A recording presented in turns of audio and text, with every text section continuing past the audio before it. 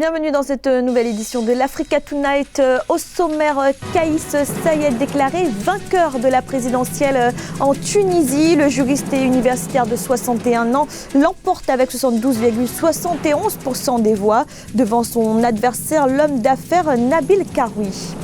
Une figure de la contestation arrêtée en Algérie, Abdelwahab Fersaoui, président du Rassemblement Action Jeunesse, a été placé en détention ce 13 octobre. Les arrestations des partisans du Irak se multiplient ces dernières semaines.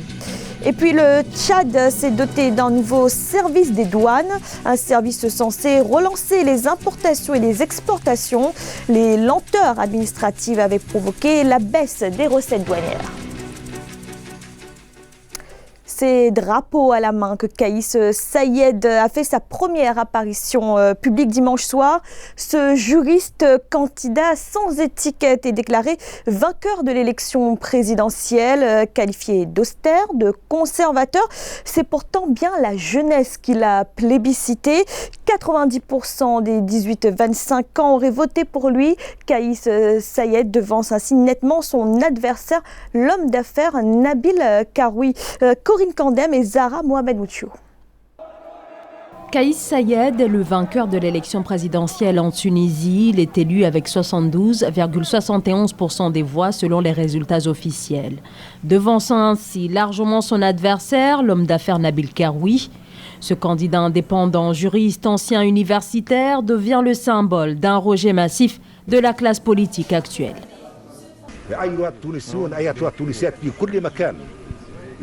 À vous les Tunisiennes, à vous les Tunisiens, où que vous soyez, aux enfants de ce peuple glorieux, aux enfants de la Tunisie, nous allons trouver notre chemin vers la liberté.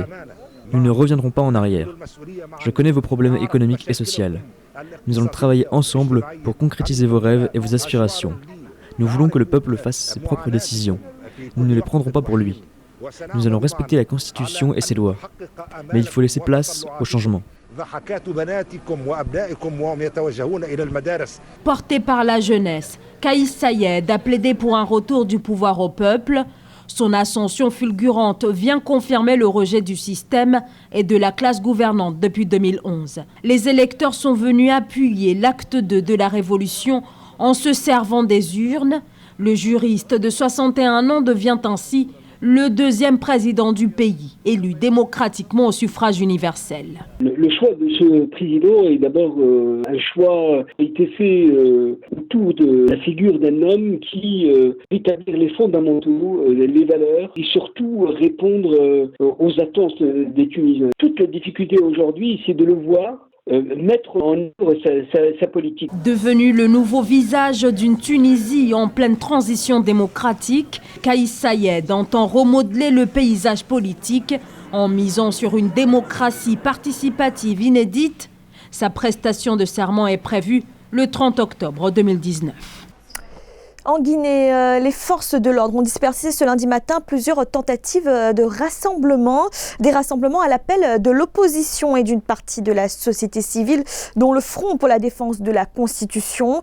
Ils contestent notamment la révision de la Constitution évoquée par le pouvoir, une réforme qui pourrait permettre au président Alpha Condé de briguer un troisième mandat. Des échauffourées ont été signalées au cours de cette journée de lundi.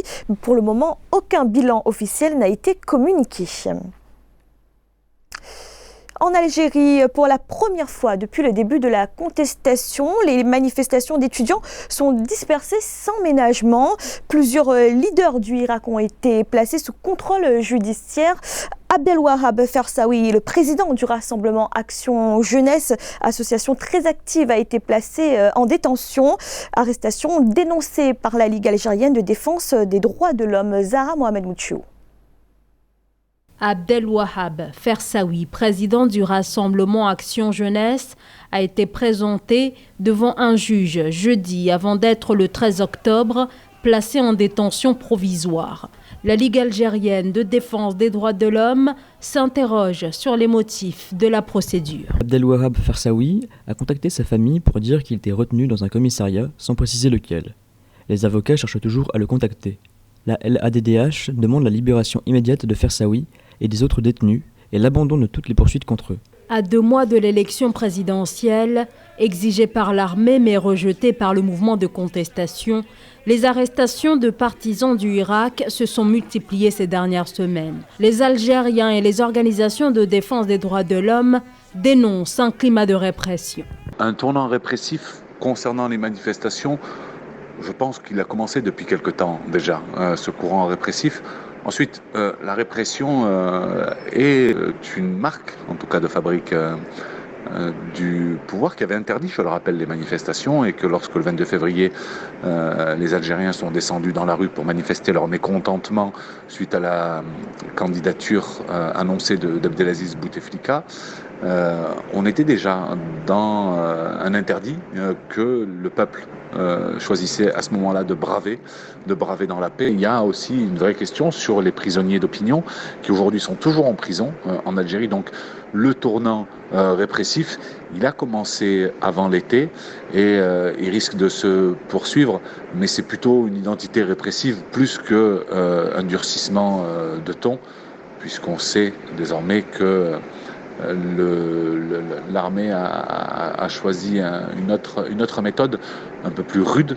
Au lendemain de l'arrestation d'Abdelwahab Fersaoui, 5 militants du Raj ont été arrêtés après la dispersion de la grande manifestation hebdomadaire. Tous ont été placés depuis dimanche en détention provisoire. Et toujours en Algérie, des manifestations ont eu lieu dans plusieurs villes contre une loi controversée sur les hydrocarbures. Si la loi n'a pas encore fait l'objet d'une publication officielle, elle devrait permettre à une société étrangère d'être propriétaire du pétrole découvert dans sa concession. Pour les manifestants, cette loi revient à brader les ressources du pays. Pour rappel, la vente d'hydrocarbures permet à l'Algérie de gagner l'équivalent de 60% du budget de l'État chaque année. Dans l'actualité également, au Maroc, le président de la Confédération générale des entreprises, Salah Eddine Mezouar, a démissionné ce dimanche 13 octobre. Le patron des patrons a justifié sa démission par des contraintes personnelles majeures. Mais ce départ intervient après une conférence internationale tenue à Marrakech où Salah Eddine Mezouar s'est exprimé sur la situation politique en Algérie. Peu après, le ministère marocain des Affaires étrangères s'est fendu d'un communiqué sur l'attitude de non-ingérence du Maroc par rapport au développement en Algérie. En décembre 2018, la CEMA, Communauté d'Afrique centrale, avait instauré de nouvelles réglementations pour lutter contre la fraude et le financement du terrorisme. Les autorisations d'échange de marchandises sont notamment devenues obligatoires. Des procédures qui ont entraîné des lenteurs administratives au Tchad et une baisse des recettes douanières. Pour y remédier, un nouveau service des douanes a été mis en place. Nelly Claude Bessa. Les autorités tchadiennes ont lancé un nouveau service des douanes pour fluidifier les importations et exportations. La mesure, qui fait suite à la lenteur administrative observée avec notamment plus de 1500 conteneurs bloqués entre le Cameroun et le Tchad, intervient pour réglementer la délivrance des autorisations d'import-export. Une mesure visant à lutter contre la fraude et le financement du terrorisme, selon les experts. La délivrance d'autorisation d'exportation ou d'importation aujourd'hui aura pour effet de désengorger le circuit formel des échanges en réduisant considérablement les fortes pressions à la fraude. Maintenant, il faudrait que cet acte s'accompagne de mesures de répression qui soient suffisamment dissuasives. Ce service est chargé de l'enregistrement, de l'appurement des autorisations et des suivis en collaboration avec les établissements de crédit et institutions impliquées dans les opérations de change. La création de ce service a permis de régler la question de claustration des transferts et de change avec l'extérieur. Cette situation qui a entraîné progressivement la diminution des importations des cargaisons vers le Tchad a pour conséquence immédiate la perte des recettes fiscales, douanières et la quasi-paralysie de l'économie nationale. C'est ainsi que le ministère des Finances et du Budget, pour respecter la procédure de mise en œuvre de ce règlement, a créé au sein de la Direction générale des douanes et des droits indirects un service chargé de délivrer les autorisations d'importation et d'exportation. Soulignons que la création du service chargé de délivrer les autorisations d'import et d'exportation au Tchad obéit à la directive de la Communauté économique et monétaire d'Afrique centrale sur les opérations de change. La filière café au Burundi pourrait bien être nationalisée. Le gouvernement envisage cette option pour relancer le secteur, car depuis la libéralisation de la filière en 1991, la production a stagné et le secteur privé n'a pas réussi à répondre aux besoins des producteurs. Paul-Marcel Mayagui. Au Burundi, le gouvernement envisage la nationalisation du secteur du café. Selon le ministre de l'Agriculture Deogi de Rumera, les raisons de la reprise en main de la filière café par l'État sont liées à la stagnation de la production depuis la libéralisation du secteur en 1991. Depuis 1991, le gouvernement n'a joué aucun rôle. Il y a des entreprises et des opérateurs privés qui ne sont là que pour faire des affaires et ne tiennent pas compte des intérêts des agriculteurs. L'État va réécrire les lois pour réformer le secteur et augmenter les revenus du Trésor national. Seulement, du côté de la Confédération nationale des producteurs de café, on dénonce une démarche unilatérale de la part de l'exécutif. Cette stratégie n'est pas du tout connue par la Confédération ni par l'Intercafé, mais on ne nous a pas concerté. Le gouvernement dit qu'il va améliorer pour le bien-être des caféiculteurs qui nous sommes, et ça nous concerne.